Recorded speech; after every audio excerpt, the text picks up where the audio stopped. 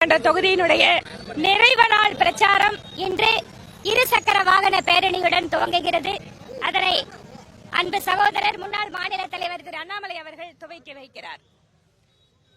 கோவை மாவட்டம் முழுவதும் கடந்த முறை போலவே 10க்கு 10 என்கின்ற ரீதியிலே நிச்சயமாக தேசிய ஜனநாயக கூட்டணி வெற்றி பெறும். அதில் எந்த மாற்றமும் கிடையாது. ஏனென்றால் கோவை மாவட்டத்து மக்கள் யார் வளர்ச்சிக்காக வேலை செய்வார்கள், யார் மக்களுக்காக உழைப்பார்கள் என்பதில் தெளிவு பெற்றவர்கள். கடந்த 2 நாட்களாக கரூர் ரவுடி கும்பலின் வாயிலாக காவல்துறையை மிரட்டுவது, காவல் நிலையத்திலேயே ரகளை செய்வது, எதிர்கட்சி தொண்டர்களை அடித்து துவைப்பதுன்னு அராஜக ஒரு வெறியாட்டத்தை 2 நாட்களாக இங்கு கோயம்புத்தூரை கொள்ளையடிப்பதற்காக ஸ்டாலின் அவர்களால் அனுப்பப்பட்ட செந்தில் பாலாஜியினுடைய ஆட்கள் அரங்கேறிக் கொண்டிருக்கிறார்கள். கோவைக்காரங்க ரொம்ப அமைதியானவங்க தான். ஆனா அவங்க எல்லாத்தையும் பார்த்துட்டு தெளிவான முடிவு எடுப்பார்கள் நிச்சயமா.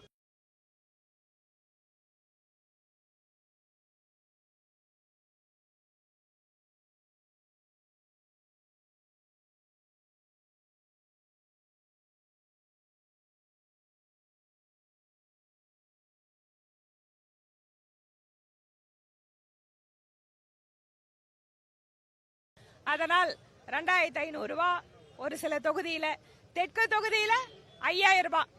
இந்த பணம் எல்லாம் எங்கிருந்து வந்தது? இந்த பணம் எல்லாம் எங்கிருந்து வந்திருக்கு?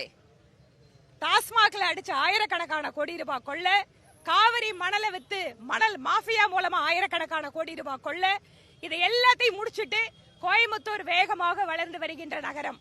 இன்று இந்தியாவிலேயே கோயம்புத்தூர்ல இருக்கக்கூடிய தொழில் வளர்ச்சி முன்னுதாரணமாக இருக்கக்கூடிய இந்த நகரத்தை கெடுப்பதற்காகவே திட்டமிட்டு ஸ்டாலின் அவர்கள் கோயம்புத்தூரை பழி வாங்குறதுக்காக செந்தில் பாலாஜியை அனுப்பி இந்த வித்தையை காட்டிட்டு இருக்காரு. எத்தனை பணம் கோடி கோடியாக கொட்டி கொடுத்தாலும் கோயம்புத்தூர் மக்கள் தங்கள் மாண்பை இழக்காதவர்கள், தங்களுடைய மரியாதையை விட்டு கொடுக்காதவர்கள். நிச்சயமாக ஸ்டாலினுக்கும் திமுகவுக்கும் பாடம் புகட்டுவார்கள் அப்படிங்கறதுல எங்களுக்கு அசைக்க முடியாத நம்பிக்கை. மக்களுக்காக உழைத்துக் கொண்டிருக்கக்கூடிய, மக்களுக்காக அவர்களுடைய வளர்ச்சி திட்டங்களுக்காக பாடுபட்ட தலைவர்கள் எல்லாம் இங்கு தேசிய ஜனநாயக கூட்டணியின் பக்கம் நிற்கிறார்கள். மக்கள் தெளிவாக முடிவெடுப்பார்கள். அதிலும் குறிப்பாக சகோதரிகள் எந்த இடத்திலையும் பாதுகாப்பு இல்லாத நிலையை உருவாக்கிவிட்டு இன்னைக்கு 2500 ரூபாயை தூக்கி போட்டு பெண்களை கவர முடியுமான முயற்சி பண்றாங்க. எல்லா இடத்துலயும் போதைப் பொருள் வித்துட்டு, போதைப் பொருள் வாயிலாக திமுக காரங்க ஆதாயம் அடைஞ்சிட்டு அந்த கோடிக்கணக்கான பணத்தை வச்சு நம்ம எதிர்கால சந்ததியை தொலைத்து விட்டு இன்ற பணத்தை நம்மிடம் கொடுத்து வாக்கு வாங்க வருகிறார்கள். மக்கள் தெளிவாக சிந்தித்து வாக்களிக்க வேண்டும் என்பது எங்கள் கோரிக்கை. இந்த வாகன பேரணியை துவக்கி வைக்க வந்திருக்கின்ற அன்பு தம்பி அண்ணாமலை அவர்களுக்கும் இந்த நேரத்தில் தேசிய ஜனநாயக கூட்டணியினுடைய அத்தனை தேர்தல் குழு உறுப்பினர்கள் வாயில் அவர்களுடைய சார்பாக எங்களுடைய மனப்பூர்வமான நன்றியை தெரிவித்துக் கொள்கிறோம். பத்திரிகை நண்பர்களே, கோயம்புத்தூர் வடக்கு தொகுதியில என்னைக்கு வேட்புமனு அக்கா வானதி ஸ்ரீனிவாசன் அவர்கள் தாக்கல் செய்து ஒரு சிறிய மருத்துவமனையில ஒரு சின்ன ஸ்கேருக்கு பிறகு மக்களை மிக ஆக்ரோஷமாக அனைத்திடத்திலும் கூட நாம் சந்தித்துக் கொண்டிருக்கின்றோம். வேகமாக பணியாற்றிக் கொண்டிருக்கின்றோம். உறுதி செய்யப்பட்ட வெற்றி இது. அதை அக்கா பேச பேச அனைத்து இந்திய அண்ணா திராவிட முன்னேற்ற கழகத்துடைய மூத்த தலைவர் சொன்னோன்னே வெற்றி உறுதின்னு சொல்லுங்க, எதுக்கு அக்கா எவ்வளவு பேசுறாங்க, வெற்றி உறுதின்னு சொல்லுங்கன்னு என் பக்கத்துல இருந்து சொல்லிக்கிட்டே இருந்தார்.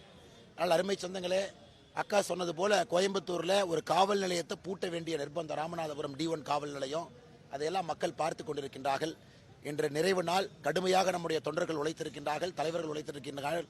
கூட்டணி கட்சியினுடைய எல்லா அனைத்து இந்திய அண்ணா திராவிட முன்னேற்ற கழகம், பாட்டாளி மக்கள் கட்சி, அம்மா மக்கள் முன்னேற்ற கழகம், தமிழ் மாநில காங்கிரஸ், IJK, அண்ணன் ஏசிய சண்முகனுடைய புதிய நீதி கட்சி எல்லோருக்குமே இந்த நேரத்தில் நெஞ்சார்ந்த நன்றிகளை, வாழ்த்துக்களை தெரிவித்துக் கொண்டு ஒரு மிகப்பெரிய வெற்றியை கோயம்புத்தூர் வடக்கு தொகுதியில் நம்முடைய அன்பு சொந்தங்கள், வாக்காளர் பெருமக்கள் வானத்தேக்கா கொடுக்க இருக்கிறாங்க. வானத்தேக்காவுடைய பணிச்சுமை இன்னும் அதிகமாக போகுது. ஏன்னா வளர்ச்சி வளர்ச்சி வளர்ச்சி, மத்திய அரசுடைய நிதியை கொண்டு வரணும். அண்ணன் எடப்பாடி பழனிசாமி அவர்கள் தலைமையிலான தேசிய ஜனநாயக கூட்டணி இணைஞ்சு பணியாற்றணும். ஆனால் எங்களை பொறுத்தவரை இன்றிலிருந்து தான் அதிக வேலை ஆரம்பிக்குது. ஸோ வானதி ஸ்ரீனிவாசன் அக்காவுக்கு இன்னிலிருந்து வேலை இரட்டிப்பாகிறது. அது சந்தோஷமாக அந்த சுமையை எடுத்துக்கொண்டு மக்களுக்கு பணி செய்வதற்கு சிரித்த முகத்தோடு நின்று கொண்டிருக்கின்றார். தமிழக மக்கள் எல்லோரும் தவறாம சிந்தாம வாக்குகளை எங்கெல்லாம் நம்முடைய தாமரை நிற்கிறதோ தாமைக்கு, எங்கெல்லாம் ரெட்டலை நிற்கிறதோ ரெட்டலைக்கு, எங்கெல்லாம் குக்கர் நிற்கிறதோ குக்கருக்கு, எங்கெல்லாம் மாம்பழம் நிற்கிறதோ மாம்பழத்துக்கு சரியா போடுவாங்க அப்படிங்கிற முழு நம்பிக்கை இருக்கு. ஒரு சரித்திர வெற்றியை மே 4ஆம் தேதி கவுண்டிங் பண்றதுக்கு நமக்கு தெரியும். ஏப்ரல் 23ஆம் தேதி மிகப்பெரிய அளவில் தாய்மார்கள் இந்த முறை மகளிர் சகோதரிகள்லாம் இந்த எலெக்ஷனுடைய கதாநாயகிகளாக நம்முடைய கதாநாயகி எல்லாமே நம்முடைய தாய்மார்கள் சகோதரிகள் இருக்க போறாங்க. அதையும் பார்க்கத்தான் போறோம். கருத்து கணிப்பு எல்லாமே நீங்க பாத்தீங்கன்னா இப்ப நமக்கு சாதகமா வர ஆரம்பிச்சிருச்சு. ஆரம்பத்தில் கொஞ்சம் மேனிபுலேட் பண்ணாங்க, அப்படி இப்படின்னாங்க. கடந்த 2-3 நாட்களாக எல்லாமே சாதகமா வர ஆரம்பிச்சிருச்சு. இருந்தும் கருத்து கணிப்புகளை என்டிஏவுடைய வேவ் என்ன நீங்க ப்ரெடிக்ட் பண்ணலங்கிறது என்னுடைய ஃபீலிங். என்டிஏவுக்கு ஒரு பெரிய ஒரு வேவ் உருவாயிருக்கு எல்லா இடத்திலும் கூட.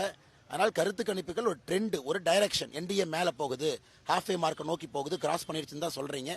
மே 4ஆம் தேதி வரும் பொழுது நம்ம கிடைக்கக்கூடிய மெஜாரிட்டியும் மேண்டேட்டும் ஒரு தொகுதியில் நம்முடைய உறுப்பினர்களுடைய வெற்றி மார்ஜினும் பார்க்கும் பொழுது நிறைய பேர் ஆச்சரியப்படுவீங்க.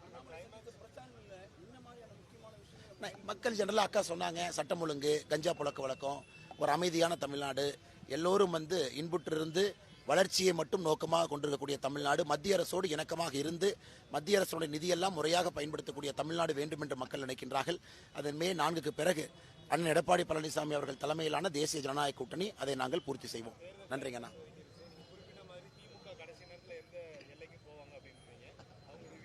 அண்ணா அதையெல்லாம் மக்கள் இப்ப டிஸ்கவுண்ட் பண்ணிட்டாங்க. அக்கா சொன்னது மாதிரி இன்னைக்கு நேத்திலிருந்து நம்ம பார்க்கிறோம், அராஜக அரசியலை, வன்முறை அரசியலை கட்டவிழ்த்து விட்டிருக்கின்றார்கள்.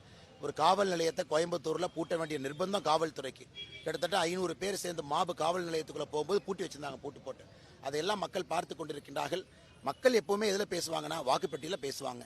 ஏப்ரல் 23ஆம் தேதி மிகப்பெரிய அளவில் பேச போறாங்க.